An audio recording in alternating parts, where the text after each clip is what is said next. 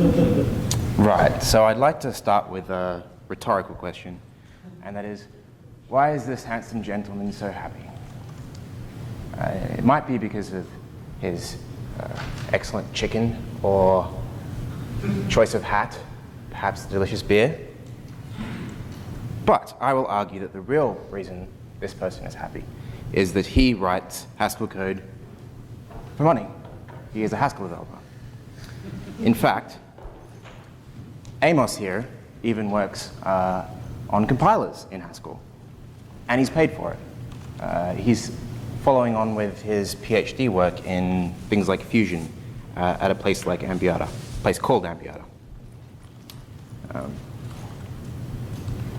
I will confess that's not the only reason he's happy. Another reason is that that golden chicken is in fact his trophy for winning the second annual, so he's a reigning champion, twice now, second annual competitive theorem-proving competition in Sydney, which we refer to as the cockfight night.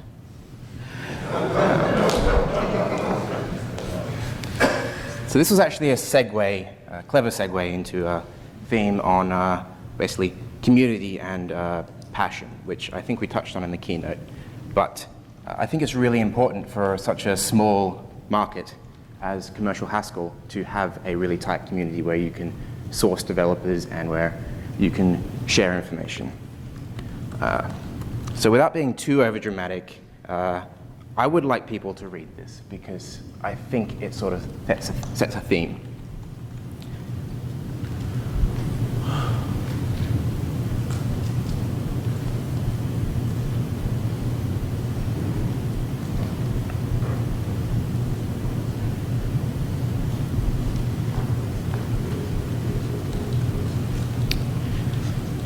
So, the one with the chicken hat, Amos, he in fact has recently written about committed about 100,000 lines in the space of maybe a few months. He has in fact implemented a compiler for a streaming query language in a few months. And we spoke of an order of magnitude of productivity increase this morning. But this is probably at least 2 orders of magnitude, I'd say. But this kind of thing doesn't happen unless you're incredibly passionate and you're willing to work outside of hours, you're willing to apply something you've studied your entire life to finally being able to do this for real. And this is kind of my point. There's the majority of people that I've worked with in the Haskell jobs I've had that are Haskellers, I also see at these meetups. And that, I think, is no coincidence. In fact, there is a large overlap between, this is a Sydney Paper Club, and this is FP SID, and there is a huge overlap between the two groups. So people don't do things they don't want to do after work, generally. I think the existence of a PHP meetup is almost counter evidence to that, but I reason that they're basically masochists, so that kind of makes sense. But at the end of the day, you want to work with these people because you also want to hire these people because they're the ones that enjoy what they're doing. And I've seen people like this completely fail to be productive, not get anything done, and that's always been a product of the environment they're in. They're not allowed to do the things that they want to do, which is obviously soul-destroying. So this is promised to be a survey, and I won't disappoint. I will try to stick to things in Sydney. There's lots of Haskell everywhere, I promise. But this is even a subset of Sydney. But these are the major places that I know of. Anchor Hosting is where a company that was nice enough to send me here twice in a row now. They do Haskell in terms of web services, so do a lot of servant stuff. We do a lot of automation and tools such as a billing system. We built a time series database because we could, and a billing system on top of that.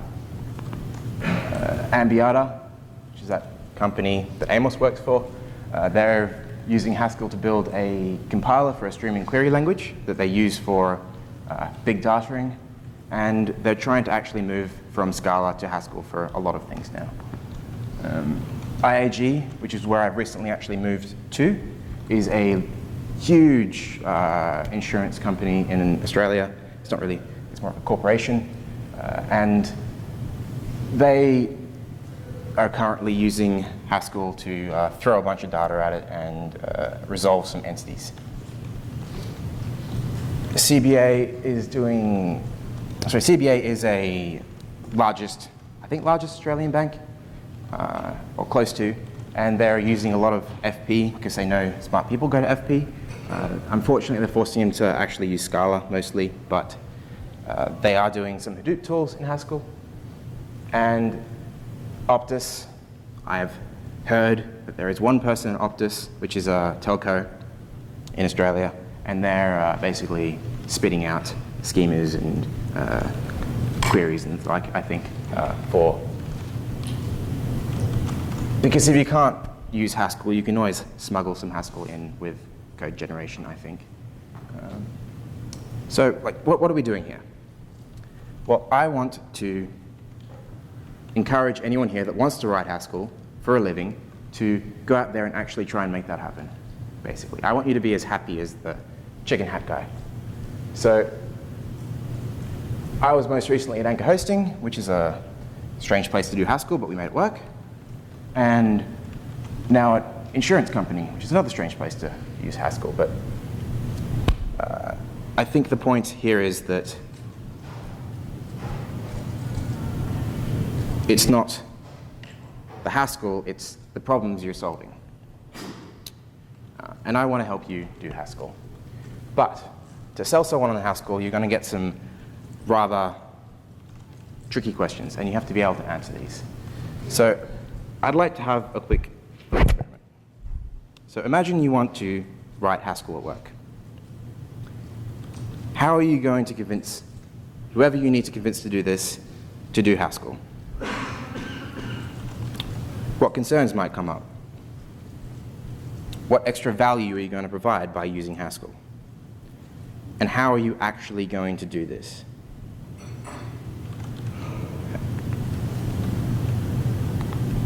I think the point here is you don't want to convince someone to do it. You want to see how it's in both of your best interests and explain this to them. It is, in fact, I believe, completely immoral to try and sell something to someone that they don't want or need.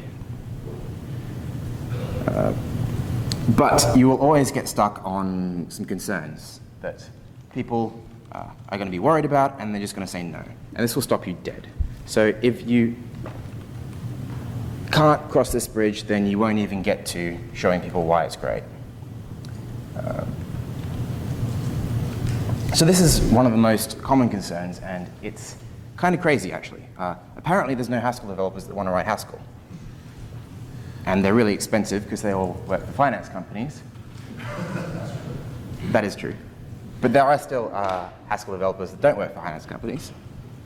And they're too academic, whatever that means. I never actually know what this means. It never means what it is said, but this is an interesting one that's completely false. This is probably the most relevant one that actually has valid concerns behind it, but it has nothing to do with Haskell, I don't think. So addressing the first problem, there's no Haskell developers. There are meetups full of Haskell developers, and most of them aren't doing Haskell. They're doing it in their free time. They'd love to do it full time. And because the supply is so high and the demand is low, they're actually really cheap. You can snag a graduate for a pittance, and they will write lots of code for you, I promise, because they're doing Haskell. And too academic usually means something else, like won't do work, or I don't know. But in general, you should be interviewing people, not looking at whether they're academic or not. I've never failed to teach anyone Haskell, and this is even people that I haven't hired that have been left behind from previous high rows. And I've never had someone so slow that they can't learn Haskell very quickly.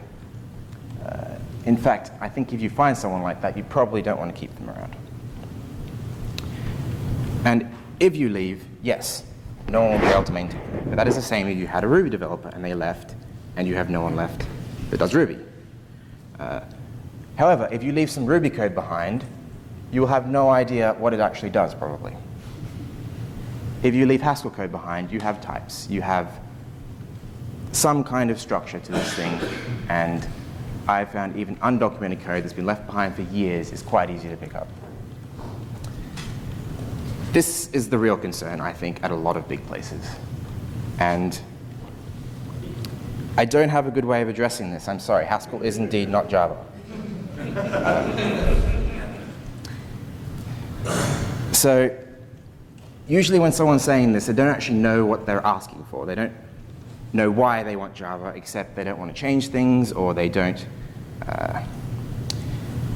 want to rock the boat, etc., etc. And you're probably going to have much bigger problems than not being Java. I would generally just run. But if the concern is commercial support or finding people to hire, you can find that. There's plenty of places out there that actually do this.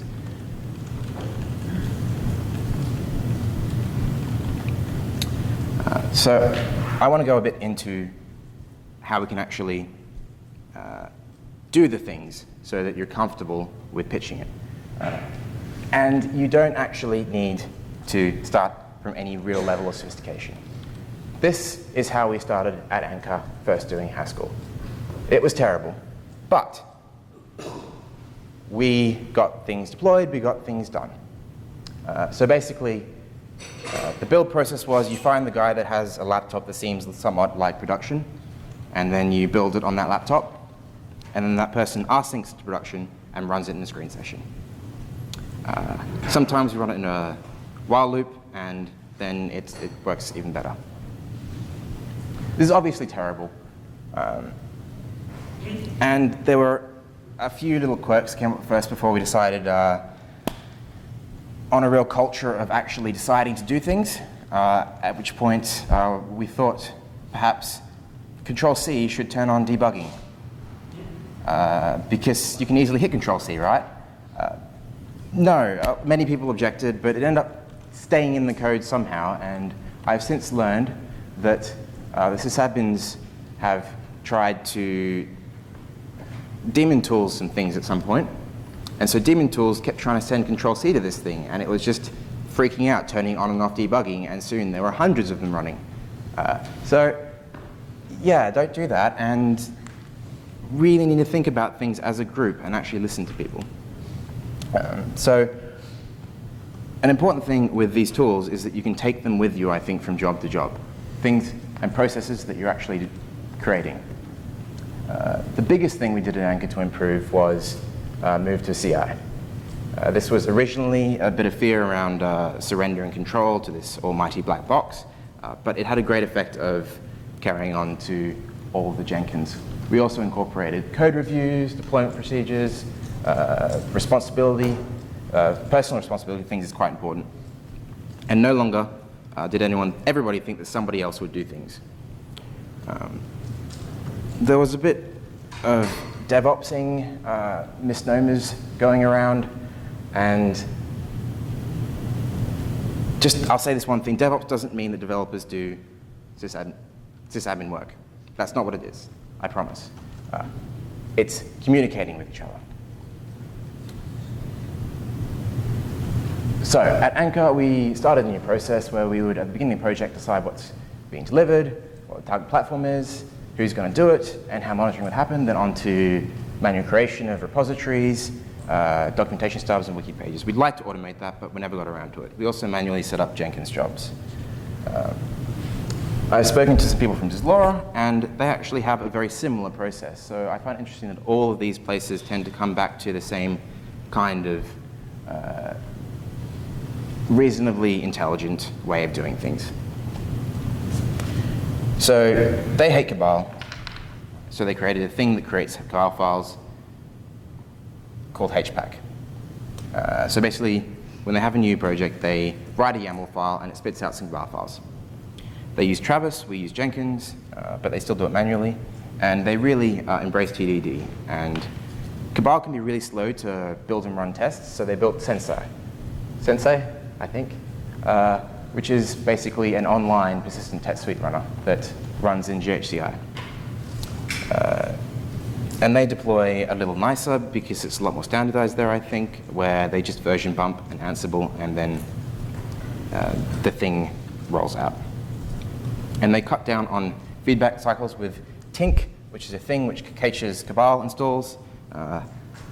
There is no Cabal, haha.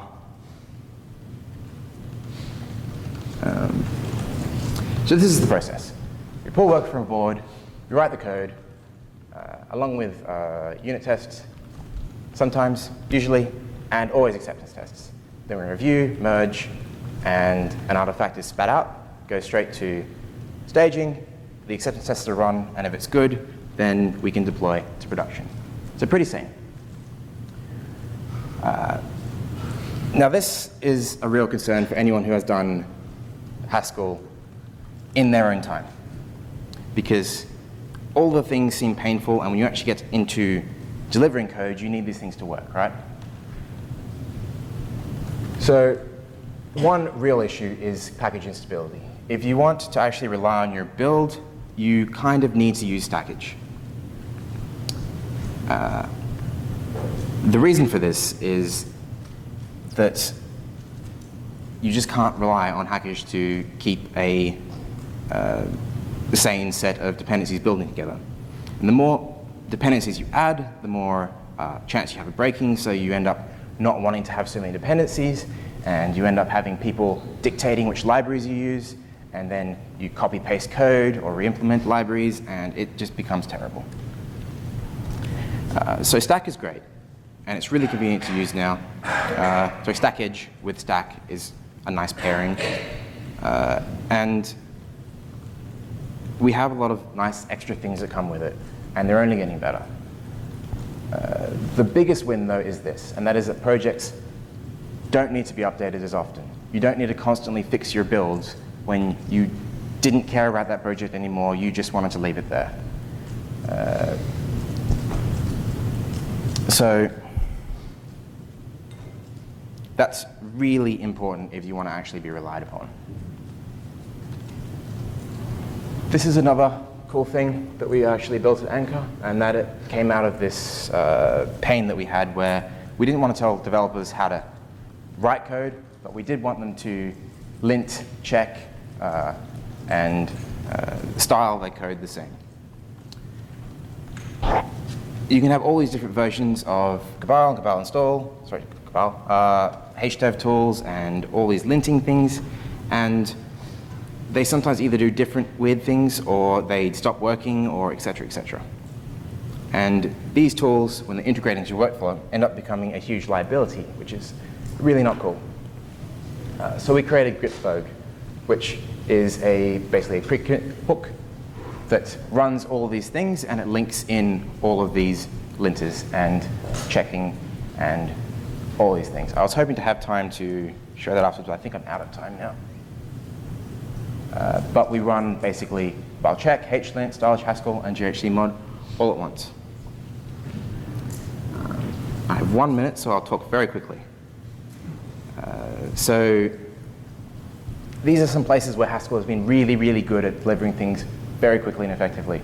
And that's with things like optparse and configurator, where we've been able to do what other people might spend a week on very easily just by copy-pasting some boilerplate and changing some names.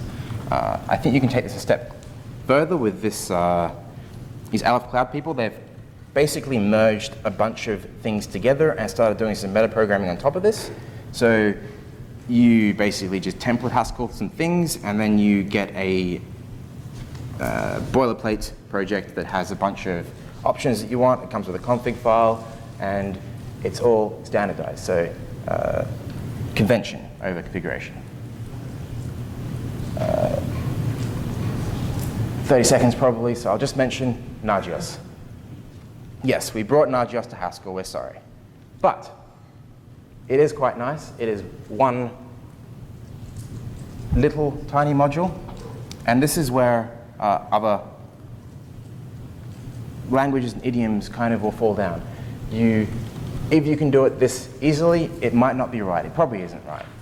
Whereas we're able to abstract over all these things and write really nice tests for our monitoring and Nagios checks that basically tell us, yes, this is correct. And we use Docker, and I think I've run out of time. Yes. Oh, I have question time. Oh, excellent. Okay. I have 4 more minutes. It's okay. So, yes, we monitor things. I kind of glazed over that a bit, sorry. Building artifacts. It's important, I think, to remember that you're not deploying Haskell or Java or jars or Docker images. You're deploying a product. You're deploying a thing that someone's going to use. And so we like to deliver to our sysadmins a package of some sort. So instead of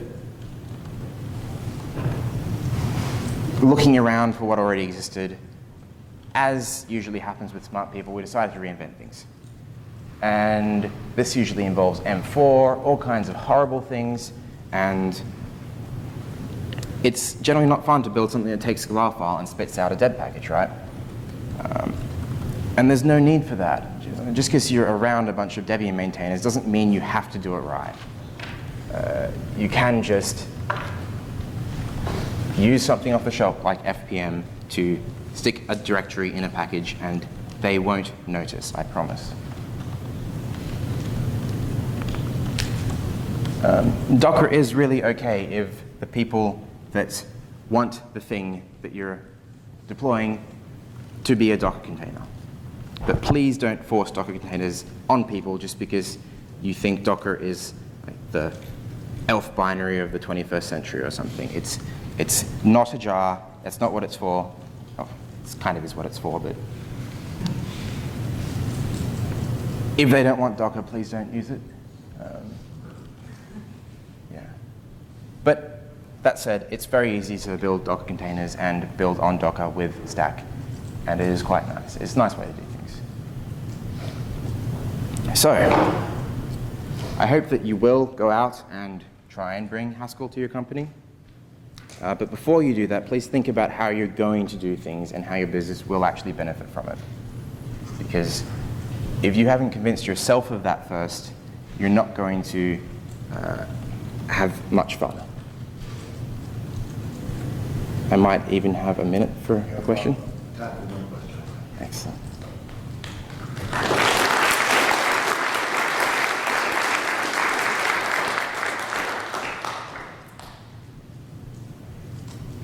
We have time for maybe one question.